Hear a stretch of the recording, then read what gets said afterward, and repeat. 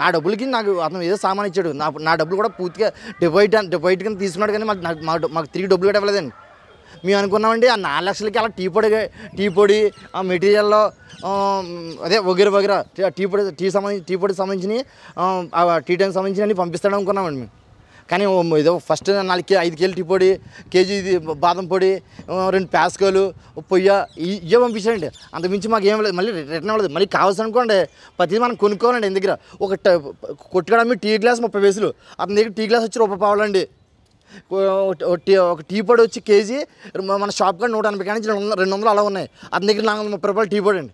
ఒక బాదం పొడి కొట్టుకోవడం వచ్చి ₹60 అండి. కానీ చూడండి ప్యాకెట్ వచ్చి పావు కేజీ ప్యాకెట్ ₹60 అండి బాదం పొడి. అంటే నేను లూజ్ కూడా వాడేవాడిని ఒకసారి. అంటే డబ్బులు లేక కంటిన్యూ అవ్వలేక ఆ పేరు ఎలా నడుతుంది కదా అనేసి నేను లూజ్ వాడేవాడిని. నార్మల్ బాదం పొడి ₹60 అండి. వాడి దగ్గర నార్మల్ బాదం పొడి ₹240 అండి. అంటే ఒకటే 4 వంతులు అండి అది రేటు. టీ పొడి కూడా అదే రేట్ అండి. మనకి టీ పొడి 180 కానీ మీకు తెలియదే ఉంది. టీ పొడి రకరకాలు ఉన్నాయి, 180 కానీ ఉన్నాయి. కానీ అది టీ పొడి అలా కాదు, ₹430 టీ పొడి అండి. మరి దాంతో పాటు ట్యాక్స్ అండి.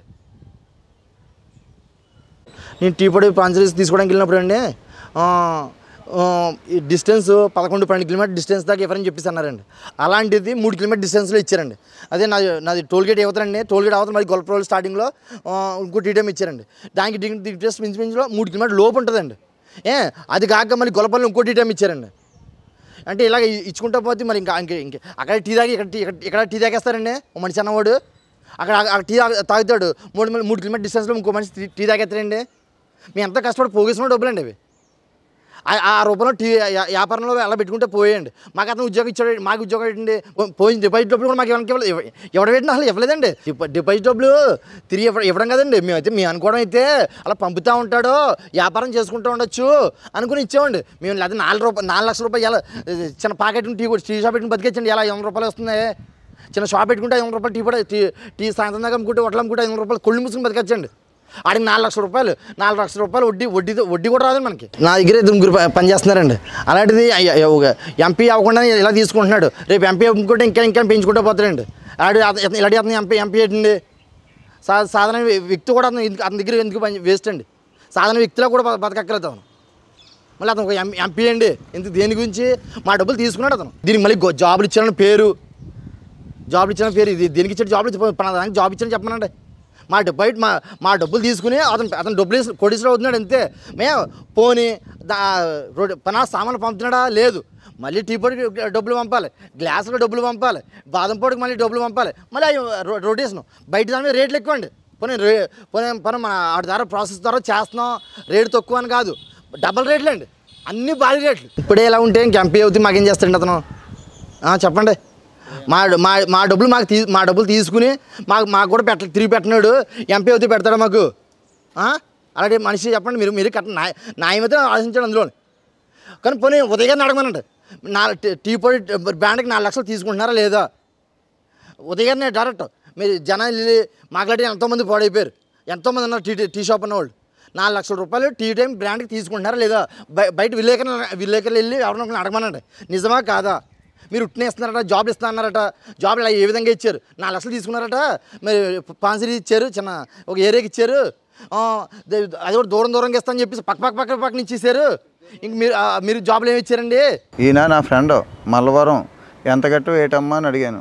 3,80,000 కట్టాను. 50,000 డిపాజిట్ కట్టాక సైట్ అద్దె తీసుకోమన్నారు. సైట్ బంగారాజు అన్న అతని దగ్గర అద్దె తీసుకున్నాను. బిల్డింగ్ కన్స్ట్రక్షన్ ఇలా చేయమన్నారు. 11 లక్షల దాకా పెట్టానని నేను.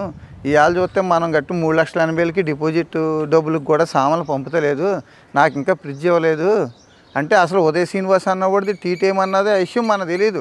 అతను కొంతమంది బోకర్లను పెట్టుకుని యాప్లో గడ చేసి చిన్న వాటి దగ్గర యాడ్ పెట్టి 1-2 సొంతంగా పెట్టి దాని మీద నెంబర్లు పెట్టి ఫోన్ ద్వారాగా ట్రాపింగ్ చేసి కడియం రమ్మని 50,000 డిపాజిట్ కట్టమని కన్స్ట్రక్షన్ ఇలా చేయమని అవన్నీ చెప్పి వీళ్ళు 10th క్లాస్ చదివాడు మా ఫ్రెండ్.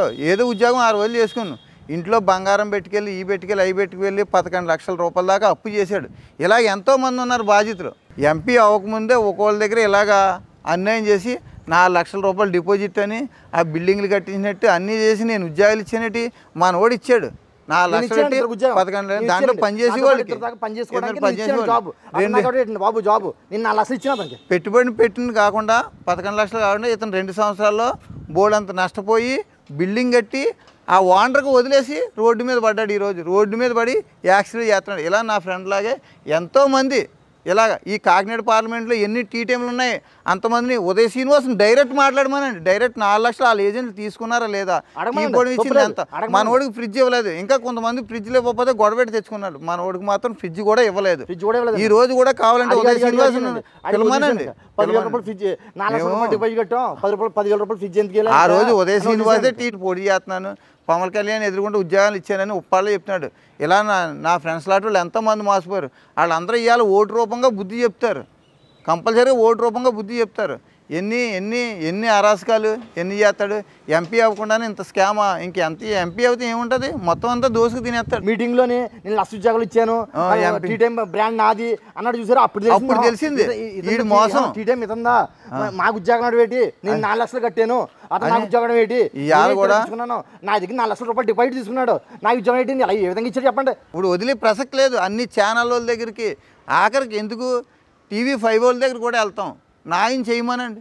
చేయలేడాడు. చేయడానికి ఈ డబ్బులు అన్నీ కలిపి ఆడు ఎలక్షన్కి ఉపయోగించుకుందాం, ఎంపీ అయిపోదాం అన్న గొడవలో మోసం చేశాడు జనాల్ని. అది ఎంపీ ఎలాగవుతాడు? మేము మాకు ఒకటి ఉంది, నష్టపోయిన వాళ్ళు అందరూ దానికి తగిన పరిష్కారం చేసుకుంటాం. అవసరం అయితే ఇప్పుడు మాకు పలానా వ్యక్తి అని తెలిసాడు కాబట్టి కేసు కూడా పెడతాం. ఇప్పుడు దాకా వ్యక్తి తెలియలేదు మాకు, టీటీఎం అధినేత ఎవడన్నది, ఏజెంట్ వచ్చాడు. ఇప్పుడు వ్యక్తి తెలిసింది కాబట్టి వ్యక్తి మీద కూడా కేసులు కూడా పెడతాం. ఇది మాత్రం కన్ఫామ్గా చేస్తాం. ఆ వేళ 4 లక్షల రూపాయలు పెట్టి టీటీఎం మేము బ్రాండ్ కొనుక్కున్నామండి. ఇవాళ 50,000 పెట్టి సాధారణుడు టీటీఎం ఏదో పేరు 50,000 రూపాయలు సామాన్ పెట్టి కొనుక్కుని 50,000 రూపాయలకి అండి. 4 లక్షలు ఎక్కడ, 50,000 ఎక్కడ, 50,000 రూపాయలకి సామాన్లు మొత్తం వచ్చేస్తున్నాయండి. ఏడు జడ్డు టేబుల్ కుర్చీలు, ఒక ప్యాస్కో, పొయ్య, అది మెటీరియల్ ఏడు జడ్డు, టీ పొడి కానీ బాదం పొడి కానీ మొత్తం 50,000 రూపాయలు మొత్తం వచ్చేస్తున్నాయండి. చిన్న మాదిరి బడ్డీ కూడా చూసుకుంటే దాని మీద బతికించండి. ఎక్కడ 4 లక్షలు, ఎక్కడ 50,000 కూడా లోపండి. బిల్డింగ్ కూడా 50,000 కట్టించి 50,000 కట్టిదాకా బిల్డింగ్ ఎలా ఉండాలా లేదా ఎలా ఉండాలా అని చెప్పి కూడా కాదు. 50,000 కట్టేసాక చెప్తాడు. ఫస్ట్ చెప్పండి, లేకపోతే ఒక 60,000 చెప్తాడండి. లేకపోతే ఒక 60,000 ఇచ్చిన కంటైనర్ పెట్టుకుని ఆడు 4 లక్షల రూపాయలతో ఎలా బతుకుతారు అన్న చేసాను. బిల్డింగ్ ఆడ కట్టించేసి ఎంతోమందిని నష్టపరిచాడు. ఈ అన్నిటికి మూల్యం చెల్లించుకోవడం తప్పదు. మేము ఒక యూనిటీ అవుతాం, అందరూ కలిపి దానికి పరిష్కారం ఆలోచిస్తాం. టైం పడుతుంది. టీటీఎం ఎక్కడన్నాను ఆయన సొంత అయితే ఆయన సొంతంగా పెట్టమనండి. జీతాలు ఇచ్చి ఎంత లాస్ వచ్చిందో తెలుస్తుంది. మా మీద మా ఫ్రెండ్స్ మీద అందరి మీద రుద్దేయడం కాదు. అది సొంతంగా పెడితే పోషిస్తే తెలుస్తుంది.